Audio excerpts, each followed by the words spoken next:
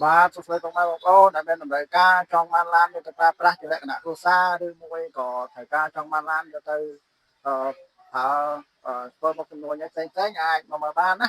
ទីតាំងយើងខ្ញុំស្ថិតនៅតាមបណ្ដោយផ្លូវអ្នកអង្គការមកវិធីមកបរិយពេញពួតបាទហើយខ្លាំងយើងខ្ញុំមានសេវាកម្មដូចជាបងរំលោះទិញដាច់វាយដូរក៏ខាងយើងមានដែរហើយយើងមានច្រើនសេរីមានបន្ទឹកខ្លាញ់កោហើយបន្ទឹកអាមេរិកបាទយើងមានกระดาษពុនមួយដែរបាទអញ្ចឹងយើងមាន Camry Highlander យើងមានCT មាន XS មាន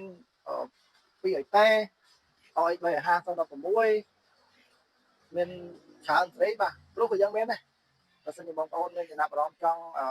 បងយល់អីអាចតំណបានបាទហើយបើសិនជាចង់បានរូបបន្ថែមតែតតាមលេខ Telegram ខ្ញុំបានសុភ័ក្រ099 632 870តែមួយខ្សែទៀត093 632 870បាទអរគុណច្រើនបងប្អូន